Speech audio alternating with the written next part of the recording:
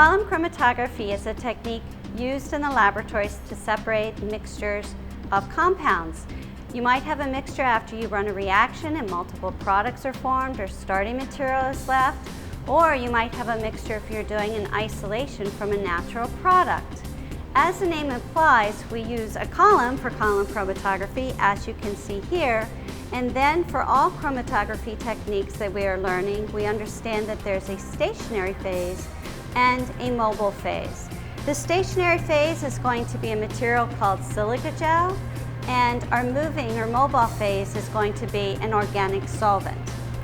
First, what I want to do is explain how to properly pack a column chromatography column so that you get efficient and good separation of your materials.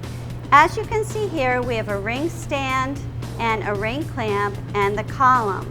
The column should be clamped perfectly vertical, no tilting, because that will affect your separation and decrease the effectiveness of your column. You also want to have a receiving flask, and so you can see I have an Erlenmeyer here.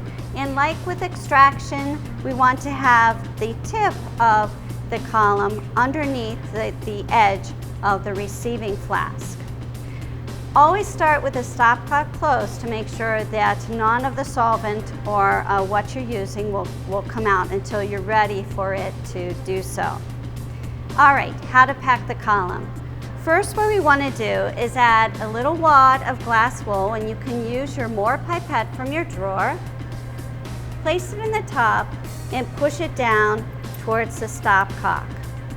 And you don't want it too tight, but you want it there to prevent the silica gel from going down and plugging the stopcock. Next, what we want to do is add a layer of sand. So you want to take some sand and weigh it out. Here you can see I have it some on a weigh boat. Use your glass funnel and place it on top of the column. And then you want to add about 3 centimeters of sand on top of the glass wall.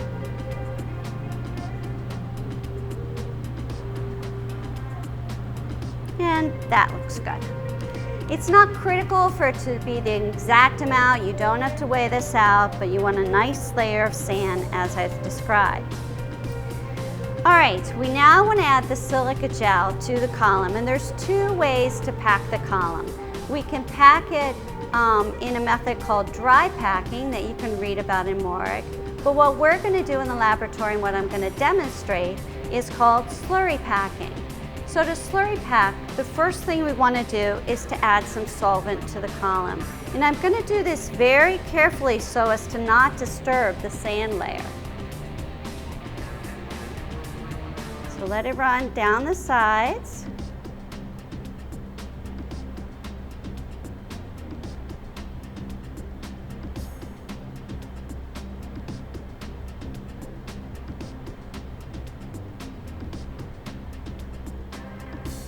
And fill it about half full.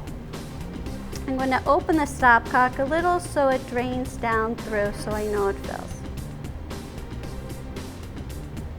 Right. And now I'm going to add a little bit more.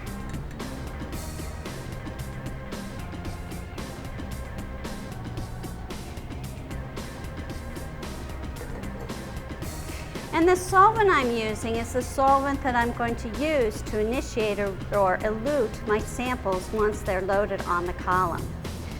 All right, next I have the properly weighed amount of silica gel in a beaker.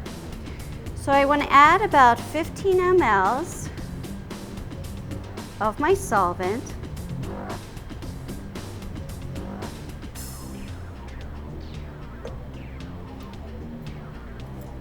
And stir to create a suspension of the silica gel in the solvent.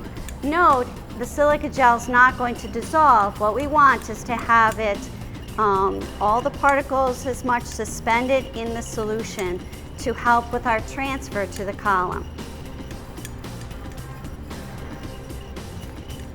All right, next, to load the column or add the silica gel to the column, I'm going to open the stopcock for a gentle flow. Doesn't need to be too fast. Again, work to suspend the silica gel and pour it through the funnel very carefully. And you can see it starts flowing down the column.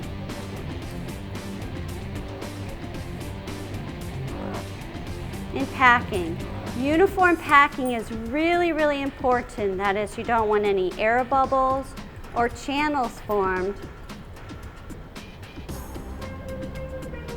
that will decrease your bands of separation.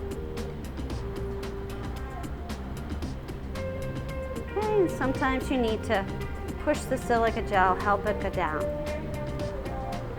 All right, as you can see, not all the silica gel was transferred on the first application. So what I'm going to do is I can see the solvent still flowing down, is add some of the solvent that was collected in the receiving flask and use it to do an additional transfer. Meanwhile, you can see that I'm actively looking at the column to make sure that the level of the solvent now never goes to below that of the silica gel.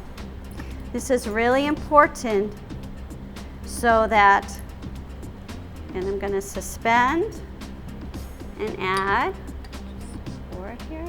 It's really important throughout the entire process of running the cone chromatography that the solvent never go below the silica gel.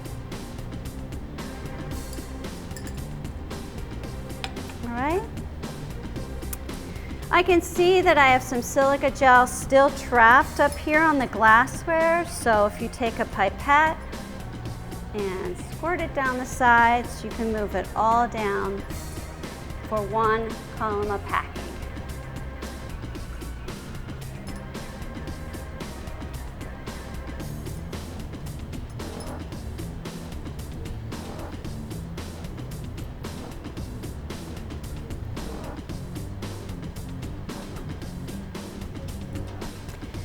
If need be, you can open the stopcock all the way so the flow increases in rate.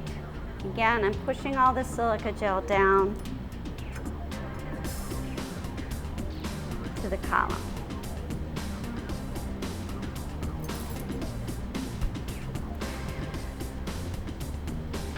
You also can use a little air pressure if you want to increase the rate that the solvent moves down through the column. The flow has decreased as we have a nice uniform packing here. And again, you can see if you look carefully at the column, again, glass wool, sand, and the silica gel. The final layer we want to add before we introduce our sample is another layer of sand. So while there's still solvent here, I want to use that to add another 3 milliliters or so of sand on the top. So I'm just going to sprinkle it in.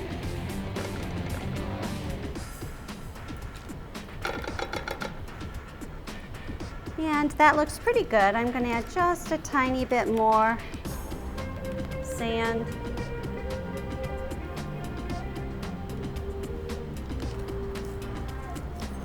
To make my 3 milliliters. Again, use a pipette and the solvent you're collecting. Swirl around the top. Make a nice level layer of the sand.